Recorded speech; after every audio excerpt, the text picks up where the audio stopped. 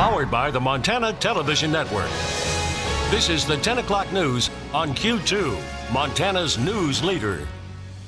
Good evening, everyone. Thanks for joining us this Monday. I'm Jeanelle Slade. And I'm Russ Riesinger. Cold is gripping our community and showing no signs of letting go. And with temperatures not even breaking 0 degrees today, even that short walk to your car can take the breath away. Well, we started the day in Billings at -9 degrees. You add in that wind chill for those out walking and traveling, and it felt as cold as 24 below out there today. It's important to remember that in temperatures this low, frostbite can set in within minutes. Also, make sure to check your pipes in your home from time to time because nothing ruins a night more than exploding frozen water. And remember to bring your pets inside because this cold is not good or safe for them either. And another thing you might want to do is make sure and check on your neighbors to make sure they have heat and necessities as well. For a closer look, Bob, this cold is going to stick with us for a while, it appears. You know, guys, February is the shortest month of the year, least amount of days, but it certainly feels like the longest month of the year when you're dealing with temperatures like these. Take a look at this. These are our current temperatures in Billings right now. And we've got everybody across the state, just about everybody sub-zero. You can, especially east of the divide. Here in Billings, we're 6 below, 8 below at Glendive. You see Lewistown 13 below. Now, on the other side of the mountains, from Butte to Missoula up to Kalispell, they're actually above zero right now. But let me show you what we're forecasting for our overnight low tonight. Here in Billings, we're going to 12 below zero. Jordan 16 below, 11 below at Glendive. Out in the west, you can see places like Great Falls will be 15 below, Helena 14 below. A very cold night tonight for us. Let's show you some of the wind chill factors. Here's what's going to be at 11 o'clock tonight, 29 below zero in the Billings area. By tomorrow morning, it'll be 23 below zero at 8 o'clock. And then probably by Wednesday morning, about 24 below zero in the Billings area. Everyone else basically 20s below zero. In some cases like Cutbank in the 30s below zero by Wednesday morning. And look at this. We still have a wind chill advisory for most of Montana, anywhere from 35 to 40 below zero tonight. A very cold night. As Jeanelle said, please bring your pets inside. It's going to be very cold for them. We'll have the rest of your forecast in a few more minutes. All right, thanks, Bob. The City of Billings Landfill soon kicking off its big project to simplify and add safety to the garbage process. New transfer facility building is in the works. Now, when it's done, the process to drop off your trash will be a lot easier and efficient. Q2's Zoe Zandora went out to the landfill today to show us what's in store. The Billings Regional Landfill, the largest in Montana, spans over 800 acres, 200 of which are permitted to receive waste. The landfill receives over 225,000 tons of garbage per year from 5 counties. The landfill is now starting a new project, a transfer facility. It keeps everybody from driving into the landfill. Over about 18 months, the building will undergo construction, and once completed will be 150 feet deep and 300 feet wide. Behind me is where the new transfer facility is going to be once constructed, where people can come drop off their trash. Landfill employees will then crush it, compact it, bring it up the hill, and then bury it. Additionally, the landfill will be adding more scales to help make the drop-off in and out times faster and more efficient. So it's a significant structure. It's about $21 million to build that, the scales, and then we're also building a machine shop so that we can bring our equipment in and work onto it. It'll also reduce significantly the amount of blowing debris that occurs. A lot of the debris we get is, especially the little plastic garbage bags.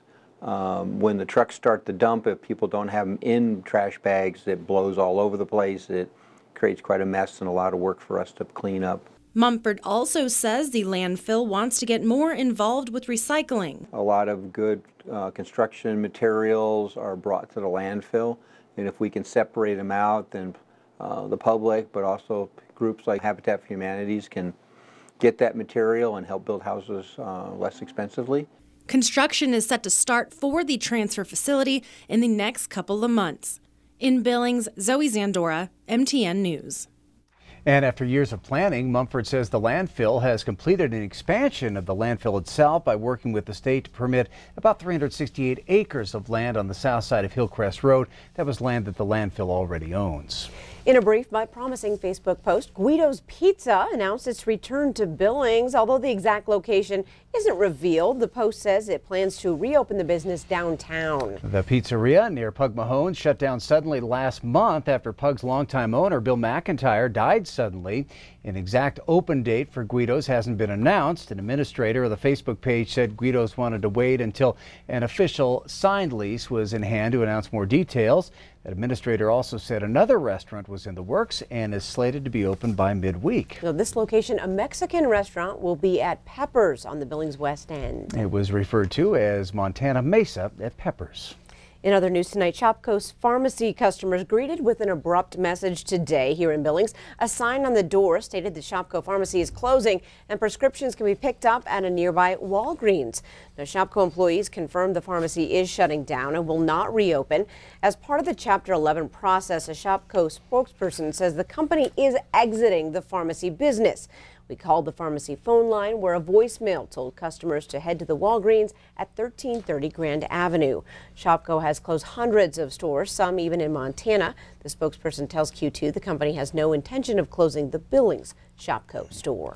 Reports of the flu in Montana increased by nearly 500 cases in the latest numbers reported by Montana's Department of Public Health and Human Services. The state reporting 488 new cases in the week ending January 26. That puts the total number of cases for the season at just under 1,500 in 46 counties. Of those, 75 required hospitalization and 2 were fatal. Missoula, Ravalli and Cascade counties had the most new cases. Missoula had the most cases overall. Yellowstone County has had 92 cases in all, with 36 reported in the latest report period. U.S. Congressman Greg Gianforte addressed Montana lawmakers today in Helena. Now, the same day, a state legislator introduced a bill that takes an indirect swipe at Gianforte's past. The bill, sponsored by Representative Tom Woods of Bozeman, a Democrat, makes it a crime in Montana to assault a member of the press and adds penalties of up to 1 year in jail or a fine of $5,000. Gianforte pleaded guilty in 2017 to assaulting a reporter in Bozeman on the eve of his initial election. But today, Gianforte made no mention of the bill as he spoke in the Montana House chamber. He focused on what he called a growing economy in the nation, thanks to the pro-growth policies of Republicans and the Trump administration.